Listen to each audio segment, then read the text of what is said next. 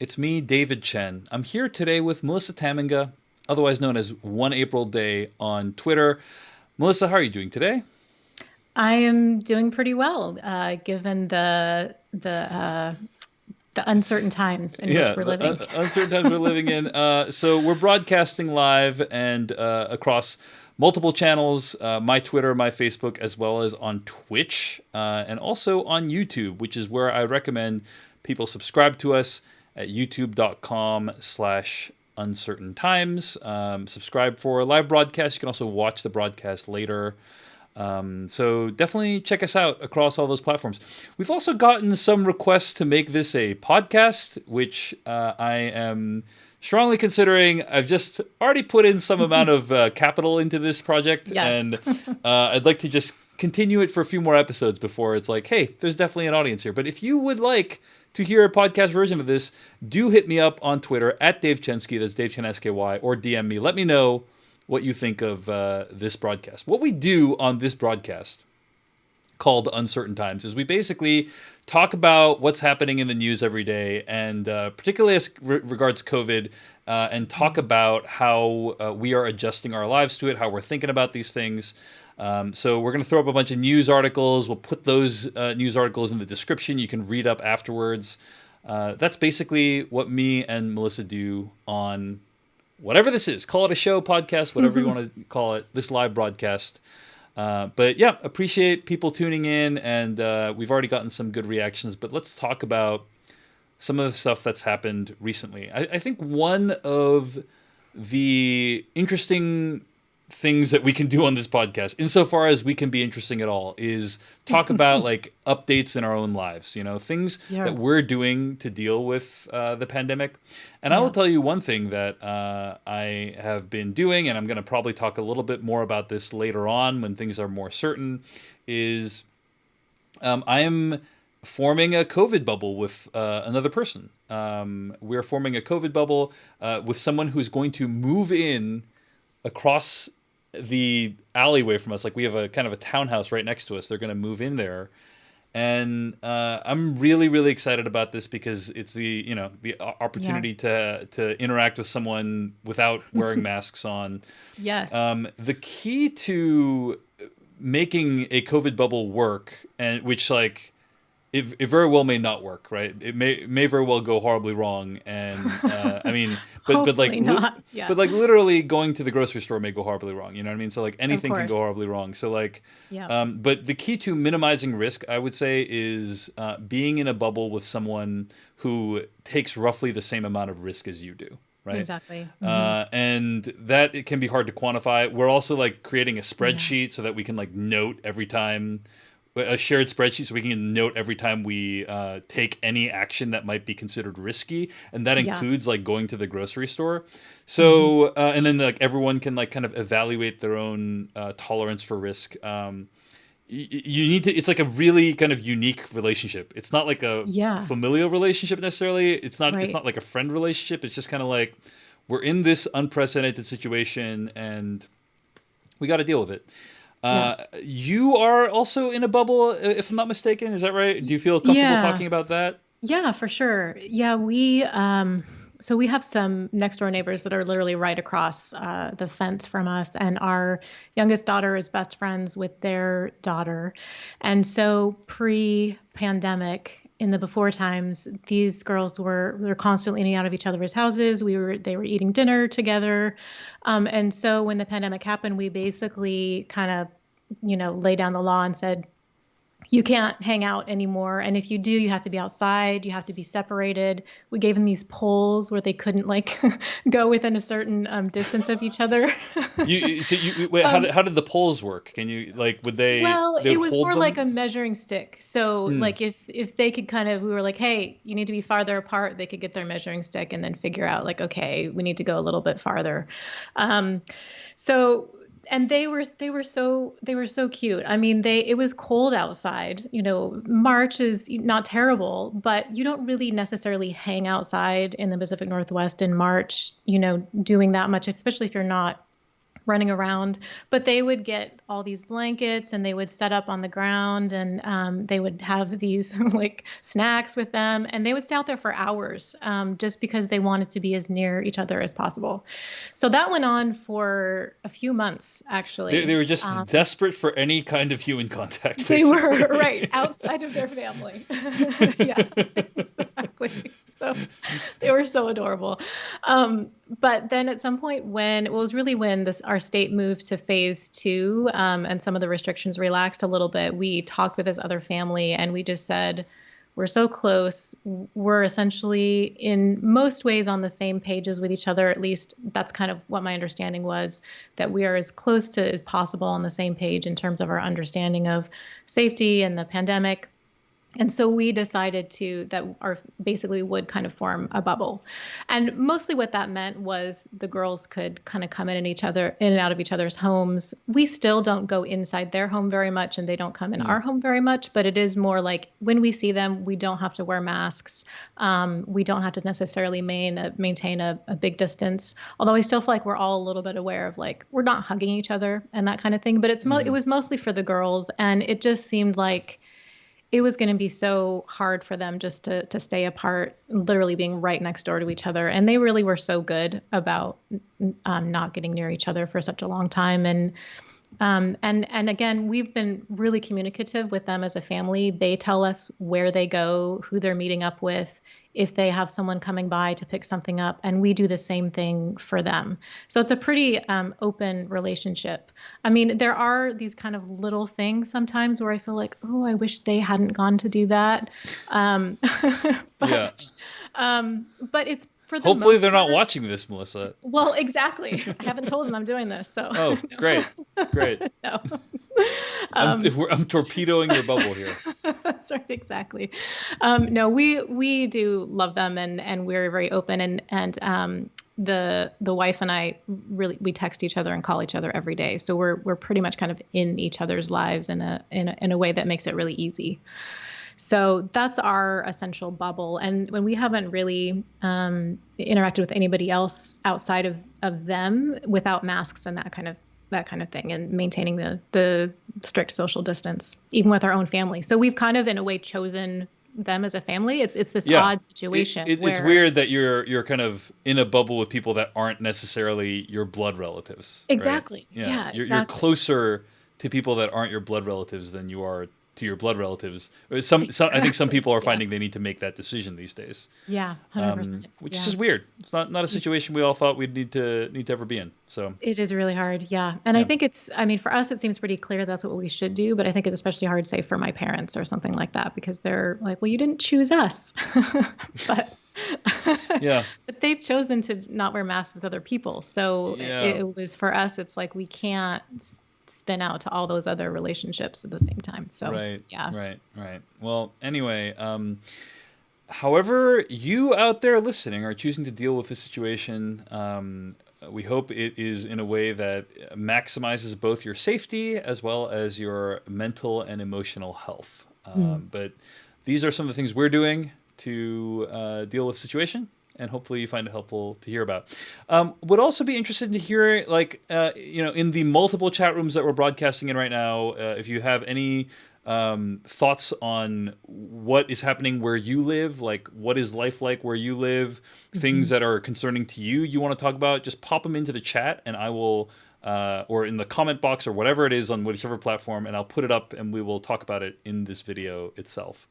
That's what's happening right now with me and Melissa in the Pacific Northwest.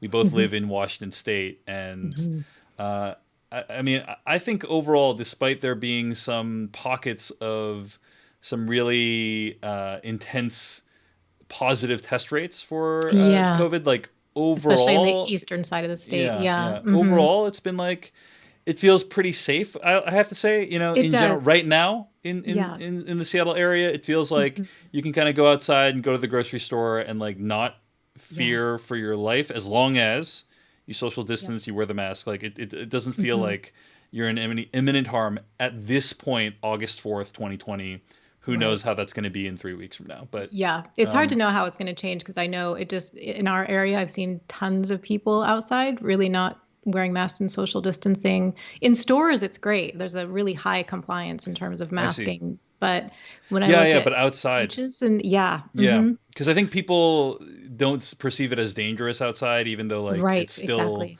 if you're like in someone's space for an extended period of time. I Yeah. went biking the other day, Oh, wow.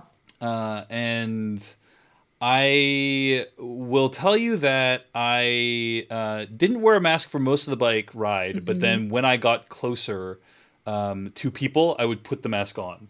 Yeah. So you And kind that of hanging from your. Oh, by the way, what is your preferred mask? Do you have it around your ears? Do you have it tied? What's your mask I have a preference? rather large skull, Hmm. so I tie it around the top of my head. Usually, is how I Okay, do it. And gotcha. so for the bike, it was is very awkward. I had to like put it on the face and kind of like wrap it around Right. my helmet while I was riding the Oh, bike. yeah. But I managed to Uh-huh. pull it off. I managed to pull it off. Great. That said, I did see a crap ton of people this weekend on the Yeah. beach. Not all. Some of them were wearing masks. Not all of them. So it's a mixed bag. But I would say overall, I think that depending on where you live, it is Mhm. possible to avoid areas in which there's a lot of people. Like some people Right. work in conditions under Hmm. which like it's very challenging to social distance, but like in Exactly. general, I found like when I'm walking around my neighborhood, or I see a beach and there's like 100 Hmm. people there, I just like go the other way. That's kind Right. of my Hmm. philosophy. Yeah. So we see a Mr. Lipton in the chat room. He's saying, "I'm a teacher in Houston. They're opening school September 8th." Do we have any Wow. updates on the school situation in Washington, or at least where near where you live, Melissa? Yeah, in the district where I'm at this point, they haven't said we're opening. They've basically said we're for sure offering online for every student, but they haven't told us yet exactly if there will be anybody that's going back face to face. So they're being pretty cautious, Mm. and definitely not saying for sure that anybody's back face to face yet at all. So yeah, I find it really horrifying and scary that they're already planning in Houston to open up the schools. Ben Anderson in Periscope says, "Get a cycling buff you can ride and use it as a mask too. I've used it for 3 hour rides." That's a great idea. I'm going to Hmm, try to do that. nice. Yeah. Because yeah, it sounds like a good solution for that. The Phil in Periscope chat says, "We already started distance learning. Arizona is opening August 17th." Okay. So, but yeah, if you Let's people in the see. chats, the various chats we're discussing, if you have any thoughts you want to share, worries you want to share about where you're living, let us know. We'll pop it up into the chat room. Thomas Shattuck says there are plenty of photos online of packed high school hallways in Georgia today. Oh, wow. And Cameron Davidson says college I'm going to is completely online with the exception of labs and hands-on stuff. So obviously, I think Okay. what we're Yeah. seeing, we're seeing in the chat room, which is I would not say representative of America, is like a wide Hmm. variety of solutions to what is currently Yeah. happening right now. All right. Yeah. So Yeah. speaking of a wide variety of solutions that doesn't really cohere into a whole, I think something that you and I found really compelling recently was this article Hmm. that was in The Atlantic entitled "How the Pandemic Defeated America."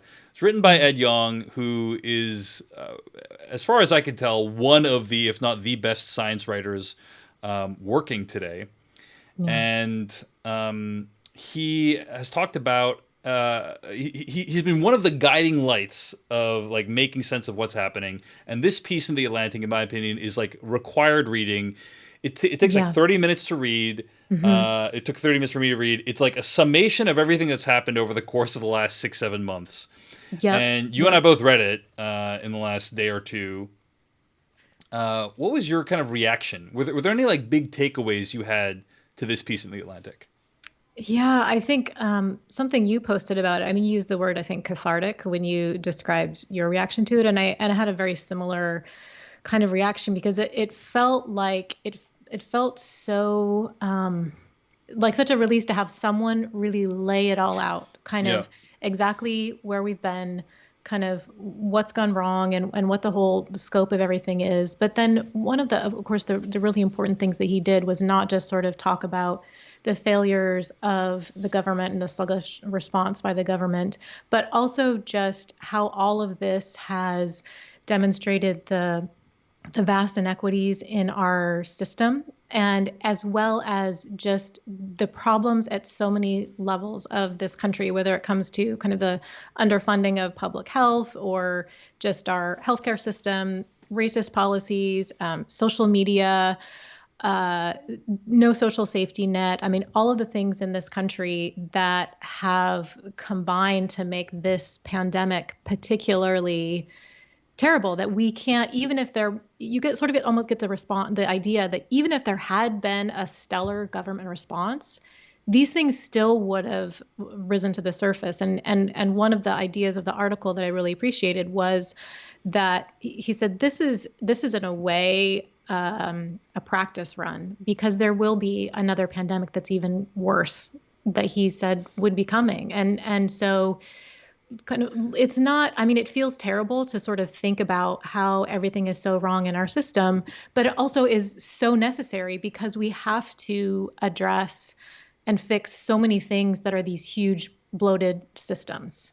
And it's going to take a long time to figure all of those things out. So on the one hand, it's incredibly depressing, but I also just felt like there's so much clarity in him laying out each one of these different systems or these different elements of our country, so that you can begin to kind of get a handle on what are the complexities of each one of these things. Yeah. A few takeaways I had from it, right? The biggest takeaway I had from this article is the idea that everything was entirely predictable. Yeah, right? yeah. Like Yes. everything that occurred over the course of the last 6 months, people warned about. They're like, hey, stop gutting public health, you know. And it's interesting. Public health is a thing where, like, if it goes well, people take away money from it because they're like, oh, well, there's no, people aren't getting as sick as much. So, like, you don't need as much public health funding. They don't understand that it's there in order to achieve the state that you're already in. Everything about, like, this administration's disregard of expertise, how social media unchecked has played a role in amplifying misinformation and conspiracy theories, racial inequalities in our society, as you point out, our overcrowded prison system, our neglected elder care system, the social safety net, like all that stuff. You know, people have said, like, hey, these are all real problems. Yeah. And I think, like, I'm reminded of something that my wife once said, you know, and I'll paraphrase it, but basically, like, have you moved houses recently? You know, Melissa, have you, like, moved? Yeah, in the last 2 years, actually. Oh, yeah. So Yeah. the thing is, when you move, you discover every decision you ever put off.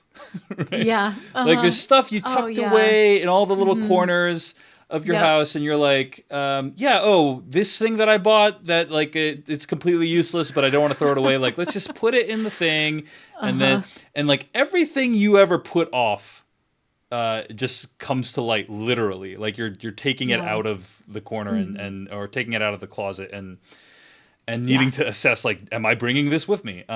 Right.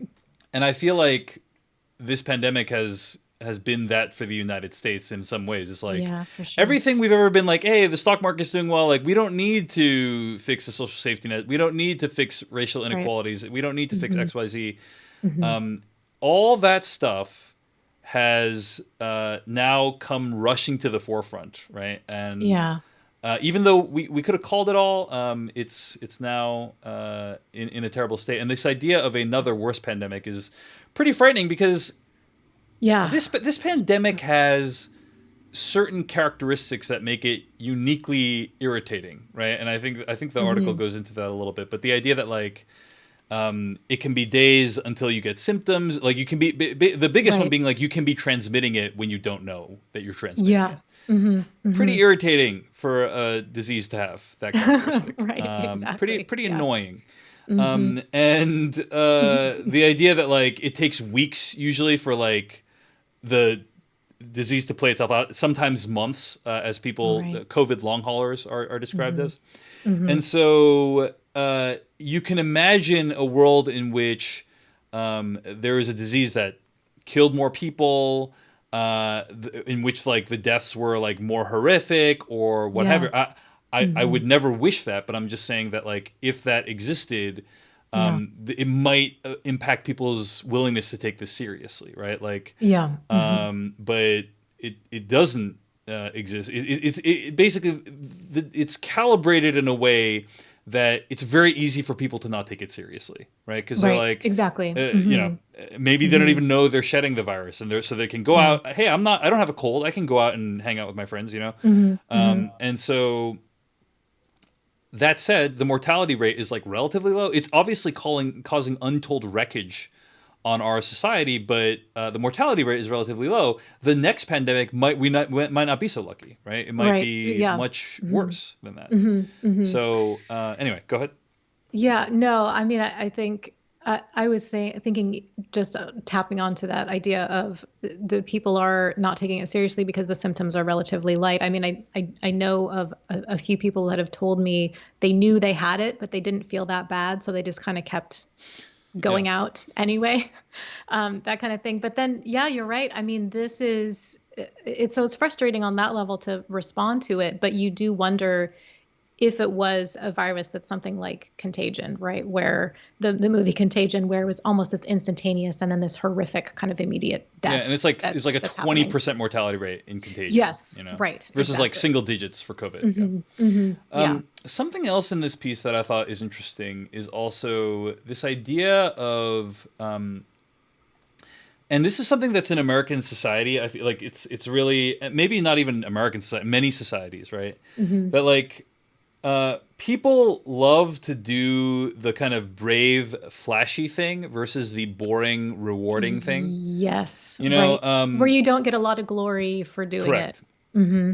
So here's an excerpt from the article: America's neglect of nursing homes and prisons, Yeah. its sick buildings, and its botched deployment of tests are all indicative of its problematic attitude toward health. Get hospitals ready and wait for sick people to show, as Sheila Davis, the CEO of the nonprofit Partners in Health, puts it. Especially in the beginning, we catered our entire COVID 19 response to the 20% of people who required hospitalization rather than preventing transmission in the community. Hmm.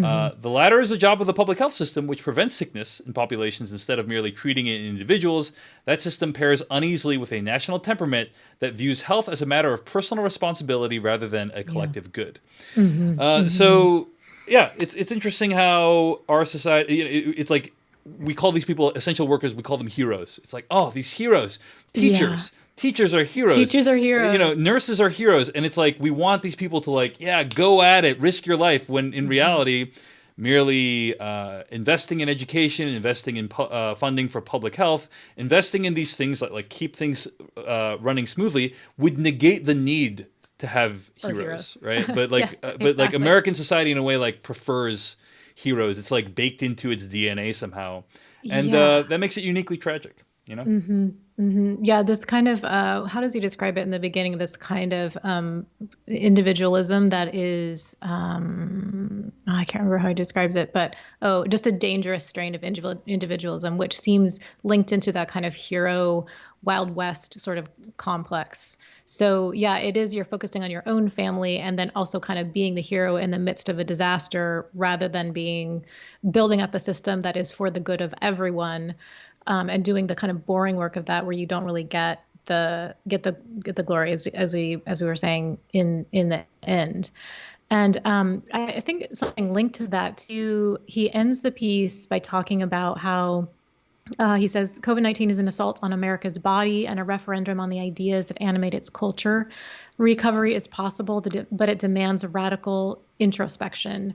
And I think we're also kind of a culture that we're sort of allergic to this kind of radical introspection, maybe Yeah. both individually and collectively. We're seeing this in a lot of the reactions, I think, when we're starting to talk about systemic racism. We don't want to admit that we even need to do this kind of introspection, that there might be something wrong at the heart of our country. And so it's all tied together with that the kind of idea of a hero and hero worship and individualism, but in a resistance to wanting to do any kind of that introspection that he's saying needs to happen for anything really to change. In an ideal world, this virus, this pandemic would cause a massive reckoning in America over like, Yeah. hey, maybe we have built our entire society in the wrong way, and maybe we've been focusing on the wrong things, and we should take this moment as an opportunity to reconsider all of the basic assumptions we've had Hmm. about how we design our world. That's the ideal. I don't think it's going to happen, Yeah. unfortunately, which is Yeah. very, very sad. But Hmm. that is what should happen. Is like it should be an opportunity to reconsider. Where we use our tax money, Hmm. how much we invest in public health, those kinds of things. By the way, Hmm. here's another quote that I thought was illustrative. Esther Chu, an emergency physician, I should say, at Oregon Health and State University, Science University, says, "We're designed for discrete disasters like mass shootings, traffic Hmm. pileups, and hurricanes. But this is a 50 state catastrophe that will likely continue at least until a vaccine is ready, right? Like we're designed to like, Hmm. hey, a big thing happens and like go in and Right. save the day. And Hmm. this is a Hmm. thing that is unfolding over the course of many, many months. It's widespread. It's Yeah. yeah. Yeah. So He ends it with a line that it's a pandemic, pandemos, all people. yeah. And I think, yeah, we're not really used to that idea. Um, The other thing that was interesting was also the writing in this article is amazing, but he also it's writes so here good. the countries that fared better against COVID-19 did not follow a universal playbook. Right. Many Yeah. used masks widely, but New Zealand didn't. Many tested extensively. Japan didn't. Many had science minded leaders who acted early. Hong Kong didn't. Instead, a grassroots movement compensated for a lax government. Many were small islands, not large in continental Germany. Each nation succeeded because it did enough things right. Meanwhile, the Yeah. United States underperformed across the board and its errors compounded. The dearth of tests allowed unconfirmed cases to create still more cases, which flooded the hospitals, which ran out of masks, which are necessary to limit the virus spread. Twitter amplified Trump's misleading messages, which raised fear and anxiety among people. Even seasoned health experts underestimated these compounded risks. Yes, Hmm. having Trump at the helm during a pandemic was worrying, but it was tempting to think that the national wealth and technological superiority Hmm. would save America. We are a rich Hmm. country, and we think we can stop any infectious disease because of that. Hmm. But dollar bills alone are no match against a virus, says Michael Osterholm, the director of the Center for Infectious Disease Research and Policy at the University of Minnesota. End quote. Hmm. Paraphrasing them a little bit there, but anyway, yeah, I thought that was an interesting perspective of like countries did enough things right. Right. Like you Hmm. don't need to like Hmm. nail it at Doesn't everything, it? Yeah. but if Hmm. you just get like an 8 out of 10 across the board, Yeah. you can kind of get past it. And Hmm. maybe the U.S. was like a 6 out of 10 across the board, or a 6 out of 10 in some things, and a 3 out of 10 Right. in other things. Hmm. But whatever the tragic cocktail of things that U.S. had, it wasn't enough to beat things, and Yeah. it's very, very sad. So the article is essential reading, I think. We don't Yeah. want to recap the whole For article, sure. but those were a Hmm. few takeaways that we had. Was like how it amplifies existing inequalities, how it kind of reveals something about America as a culture, Yep. right? Like this Hmm. COVID Which 19 is reveals so something about America as a important. culture, right? Yep. Yeah. Hmm. And how it's not about like being perfect. It's just like you just have to do enough things right, Right. which is kind of And my just to philosophy for like yeah. kind of my philosophy for work as what my job, Right. my day There you job as go. well. Yeah. Yeah. Yeah. And to grasp that, I mean, because we have, again, this sort of this myth of American exceptionalism, and that we didn't even really meet the bare minimum of enough things right. It's just hard to grapple with that, I think. But again, it has to be embraced if we're to make any changes. But again, like you were saying, are we really going to make any changes? I don't know.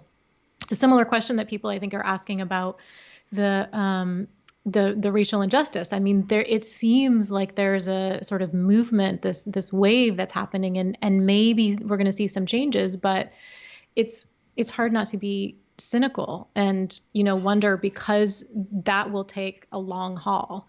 Someone pointed out recently that the bus boycotts during the civil rights era, those lasted a year. Yeah. And are we as a national character? I just feel like we're so we don't have the attention oftentimes to do that hard work that it will take to do that, whether it comes to addressing racial injustice or even something like the pandemic, and then the ongoing need to change so many elements of our system. All right, so there's a few comments in the chat I want to highlight. Mirinko says, I really want to emphasize the thought here in Japan that we just stumbled through this and got lucky. Japan is not a good example. We're currently spiking as well, so we might have finally run out of our luck. So want to highlight that perspective. Also, Jossie James in the chat from Periscope says, did you both see the Axios interview with Trump? And Jonathan Swan. So yeah, you watched this entire thing. This is one of the topics we're going to cover today. Yeah. This is the Axios interview with Trump, is also on HBO. And I think it's like, what, 40 minutes long? 37 minutes. Yeah. I counted every minute. I didn't watch the whole thing. It's painful. Okay. Yeah. I didn't watch the whole thing, but I did watch parts of it. My sense is that the narratives that have been emerging from this interview are as follows, right? Number one, Jonathan Swan, who by the way was really harshly criticized for a Trump interview he did earlier, like a couple years ago, right? Has been universally, or not universally, but like very widely praised for how he handled this interview, right? And according to, I want to say CNN, there's an article at CNN called Jonathan Swan reveals the simple secret to exposing Trump's lies. Basic follow-up questions. And the article begins like, who, what, how? And it's just like, just ask him basic follow-up questions. So in the CNN pieces, like, take their exchange about coronavirus testing. Trump uttered a version of his now familiar refrain about how testing is overrated. Swan pressed for details. Trump says, there are those that say you can test too much. You do know that. Swan says, who says that? Trump says, oh, just read the manuals, read the books. Swan says, manuals? What manuals? Trump, read the books, read the books. Swan, what books?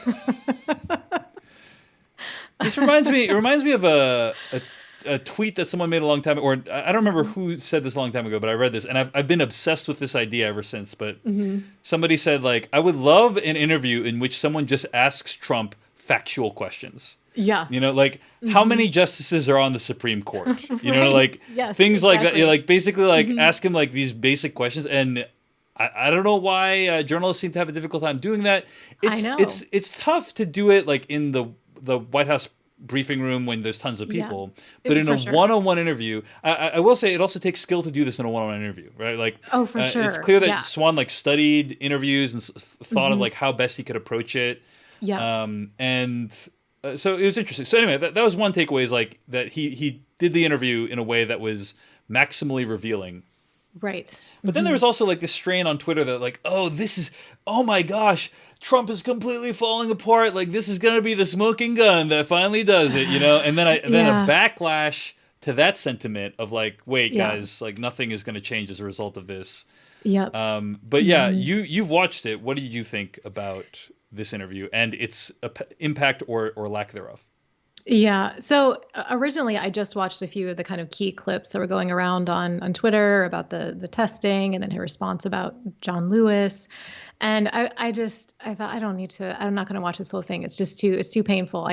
I've tried to avoid kind of his voice for long periods of time if I can do that. But then a friend of mine is like, no, you really have to watch the whole thing. I mean, this is really so revealing. And so I did watch it, but I came away thinking, okay, yeah, Jonathan Swan, he did ask, like, finally someone is asking some of these follow-up questions, which seems so basic. What books, what manuals? And yet part of me thought, I came away with this question of, did he actually do something demonstrably better or different from what we've seen other journalists do in covering this president? And maybe on some levels, but I also just think we have such a low bar now for people pushing back against him that I don't really feel ultimately that much was revealed. That, again, like you said, that this is now the silver bullet, which he's, his his ignorance and his narcissism and all of these things are finally exposed, and people will see the truth. I mean, no, I don't think anybody watching this interview will now change their minds if they had a good opinion of him Right. to begin with. Because they'll be And like, these people, the lamestream media is setting yep, Trump up, you know? yep, no, exactly. I mean, Yeah. actually, a friend of mine, she said, now I took a deep dive into conservative media, and she sent me this sort of Rush Limbaugh commentary on this, and that's exactly what he said. He said this is a drive-by media, takedown. They're just trying to make him look bad. They're just fear-mongering. He even explained away the statistics and the difference in the numbers that they were talking about with the COVID statistics. So, yeah, I mean, there's nothing fundamentally different about this that is going to change anybody who isn't already kind of on his, a follower of Yeah. his. And I guess I've been thinking a lot too about it just seems like journalists still have a really hard time figuring out how to cover a president like this who essentially operates by this kind of stream of consciousness and this series of deceptions and conspiracies and fantasies that sort of go from one to the other. So you can't really get each one. In real time, it's especially really hard in each one. And he also is someone who doesn't allow interruptions. He gets really angry when he's interrupted, but he constantly interrupts these journalists.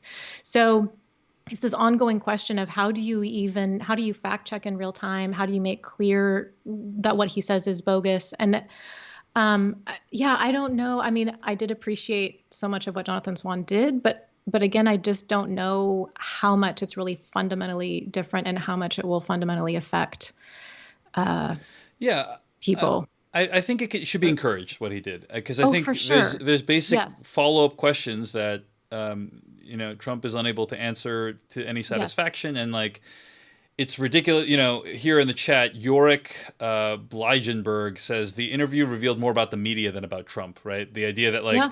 oh my gosh, so shocking that you could even ask these follow-up questions. That Right. idea Like, is that a is surprise? yeah, it shouldn't be a surprise. Now, again, I want to reiterate that if you're in the White House press briefing room, or if you're in a group, or if you're in the Rose Garden or whatever, Yes. it can be you don't have him one-on-one. So it's we're just talking about in the realm of one-on-one interviews, right? Exactly. Exactly. Of which there have been numerous, but Yep. it's not like every journalist has the chance to go toe-to-toe with Trump. Right, exactly. And I think, Jonathan Swan, in a way, he made it look easy. What he did is really hard to do. So that's not to diminish kind of what he was able to accomplish there either. I think what is amazing about the interview, though, is how similar it is in terms of tone and aesthetic to a Daily Show interview. Yeah. It's just like if you compare a Daily Show interview where it's like, hey, we're going to talk to some kook about the blah, blah, blah. Right. It's like, and then there's kind of the reporter is kind of acting super befuddled. There's basically one character acting like super befuddled, right? Yeah, and Yes, the reaction exactly. shots. I mean, the guy has been memed. His face has been seen like millions of times today Yes, because of exactly. I've made memes of him today. Yeah. You know what I mean? So yes, I saw that. so I think it is.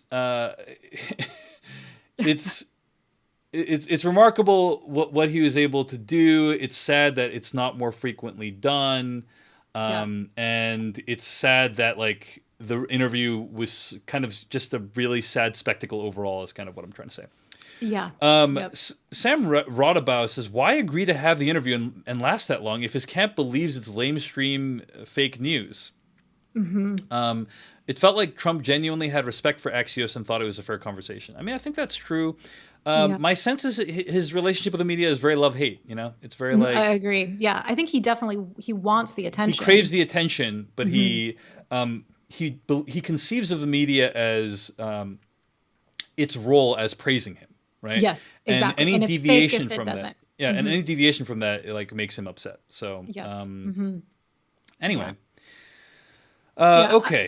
Go ahead. I will say just one more thing. I mean, we've kind of touched on this a little bit with the comment on the reaction shots, but it did make me think of just the power of visuals and editing and camera use. I mean, is there any we lean into that a little bit more? Yeah. And because I do think that a lot of the way that this was produced really helped reveal the problem. I mean, kind of the close-ups on some of these ridiculous, childish-looking charts that he was holding in his hands. I Yeah. mean, it Yeah. kind of had this is Spinal Tap, Nigel Tufnell type Right. quality to it. And it just, again, it made me think the possibilities that are not really necessarily, is there a way that those can be exploited even more? Because some of those things were pretty effective in this interview. Yeah. Indeed. Indeed. I agree that people who are trying to reveal the truth for what it is should use the techniques of great storytelling. Yes. And I think that this interview was one of those examples based on the large clip of it that I saw. So okay, we are wrapping up here on this broadcast. But if you have any comments or things in the chat you want us to discuss, please do hit us up in any of the chats on YouTube or Periscope. I see all the chats, so I can put any of them up here. But all that said, any final stories or things you want to discuss, Melissa? I think one of the other thing I was thinking about, and I think this will be an ongoing thing that we'll be talking about too, but just the whole idea of voting. You and I are fortunate enough to living in a state where we can vote by mail, and we've been voting by mail for about a decade now. I mean, even back to 1991, I remember when I was in college out of state, I was able to really easily get an absentee ballot. So basically anybody that asked for an absentee ballot from Washington to just get an absentee ballot. So even actually when then I moved back to Washington, I was still voting by absentee ballot because it was so easy to vote. But we are one of the, 5 states that have had vote by mail. And it seems pretty clear that this is going to be voting by mail or absentee ballot is going to be one of the safest ways for people to vote during this pandemic. But I think the key question is the U.S. ready to vote by mail? And that was actually one of the things I was thinking about today, not only because I turned in my own ballot for the Washington primary today. It was super easy. You put it in the drop box. After you've sat kind of at your kitchen table, leisurely filling out the ballot, looking at the voter pamphlet, kind of thinking through things, doing a little research online. But they make it so easy to vote. But how many other states are actually going to be able to do this in the really short amount of time that is available to them is something that's kind of in the forefront of my mind. And you also talked about listening to the Daily recently, right? Today's episode about is the U.S. ready to vote by mail? Today's episode of the Daily was really good. They kind of touched on the problems that were revealed in Georgia when there was they tried to do the most recent primary by mail. Stacey Abrams was interviewed and she mentioned that she got an absentee ballot, but it was glued shut. So she tried to steam it open, but she couldn't. So she ended up having to go to in-person anyway. And she was fortunate enough to have a polling place near her, but she was commenting on how many people in Georgia are not going to be able to have that. They also talked about Montana, which actually had a pretty good recent primary where there was a lot of vote by mail that was available and it went really well, but it's a relatively small population, that state. So it's easier for them to do it. And then the other aspect that they talk about of this is just that when it comes to the presidential election, if a lot of the states are voting by mail, you're going to have the strange phenomenon of where in-person polling, you'll get those results right away. So it will tell you a certain thing that's happening. And then you have to wait weeks maybe until you actually know what the results are. And that one of the things they talked about on the podcast was that could certainly be exploited as it looks like someone won. And then maybe as the results will change pretty radically as more votes come in. And that could look like fraud of some kind if it could be, exploited by people. You could see it going either direction. Exactly. What I mean by that, is if the initial results are like in favoring Trump, then when the other votes come in, he'll say like, wait, this is fraud, like through the mail. And if the initial results are in Biden's favor, it's like, well, we have to wait. We need to I need to sue people to not certify, whatever. There's so many things he can do to mess with things. And of course, in the chat, we also have Mike in Periscope saying the postmaster systematically dismantling the USPS is the most under-discussed issue of the election. Yes, that's huge. It's upset. I think that uh, when Trump was first elected several years ago, I knew that things would get worse for people of color and Yeah. people like myself. And I Hmm. think that some of the things I predicted, right? Like racism is going to go up. Yeah. And in fact, like, Yep. Like specifically almost Asian immediately. Americans, Yeah. Hmm. yes, like many minority groups have suffered during this Yep. administration. So I do Hmm. not want to downplay that at all.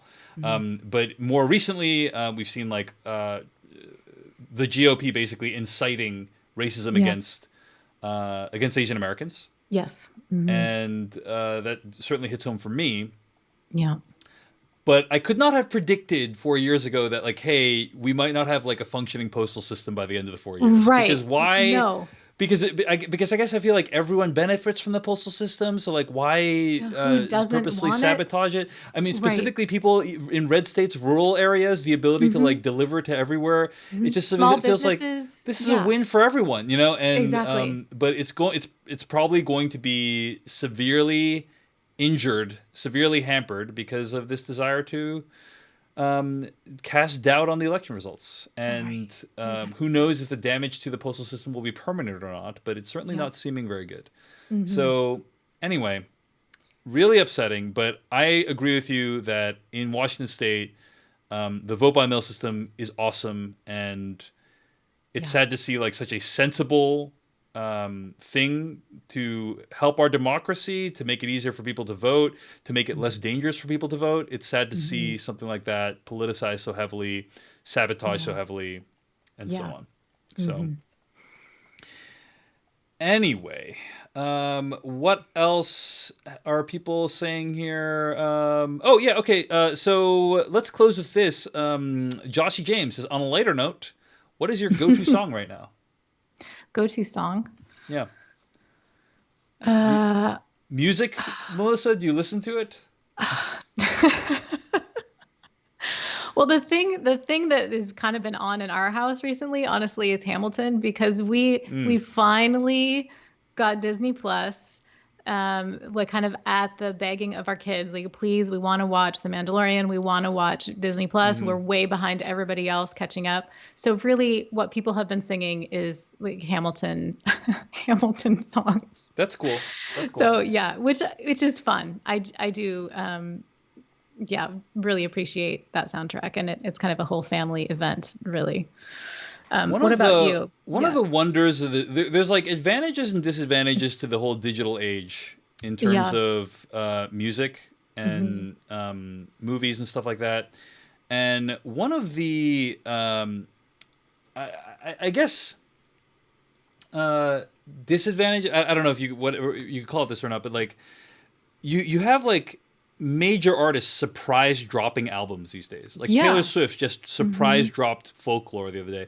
And I Yeah. feel like when I was a kid, when I was young and they Hmm. played, we had like CDs and records and such. Yeah. And you went to like music You'd like stores. hype up. There'd be like, hey, this album is Yes. coming out in like 3 months. Like Right. get ready Hmm. for it. And then like the day it comes out, you'd like wait in line and go buy it at a store. Yep. Um, and I feel like that kind of anticipation has gone away. But on the Yeah. flip side, the advantage is now music just drops, out of nowhere, and you can Right. listen to it instantly, and there's no warning or anything like that. Hmm. And such a thing happened recently. I opened up my Spotify, which I do every day, and there was a new album on there that was recommended for me, Hmm. and it was the How to Train Your Dragon soundtrack, organized as like in piano format. Oh, that's And it interesting. was just like Hmm. a series of piano solos that were like to the soundtrack of How to Train Your Dragon. I'll pop it into the chat right now. But basically, I was like, Nice. I've been listening to this like pretty nonstop. I think it's very beautiful. It's very lovely. I love the soundtrack to How to Train Your Dragon. Yeah. I think it's amazing, and It then is to really hear it good. like as piano solo is great. So it's How to Train Your Dragon: The Hidden World. Piano no, sorry, it's called Piano Solos from DreamWorks How to Train Your Dragon: The Hidden World. Music by John Powell, arranged and performed by Batu Senner. I've been listening to that like basically nonstop. It's very pleasant to put on in the I was background. going to say that sounds like a really soothing soundtrack to listen to, or just arrangements to listen to. Indeed. And the other thing I wanted to mention was, did you see that Isabel Wilkerson's new book came out called Caste: The Origin of Our Discontents? No. This, so I saw this review in the New York Times. Hmm. This is a review for Caste by Isabel Wilkerson. It starts off. This is the opening of the review. Okay, a critic shouldn't often deal in superlatives. He or she is here to explicate, to expand context, and to make fine distinctions. But sometimes a reviewer will shout as if into a mountaintop megaphone. I recently came upon William Kennedy's review of 100 Years of Solitude, which he called the first piece of literature since the Book of Genesis that should be required reading for the entire human race. Kennedy wasn't far Wow. off. I had these thoughts while reading Isabel Wilkerson's new book, Cast: The Origins of Our Discontents. It's an extraordinary document, one that strikes me as an instant American classic, and almost certainly the keynote nonfiction book of the American century thus far. It made the back of my neck prickle from its first pages, and that feeling never went away.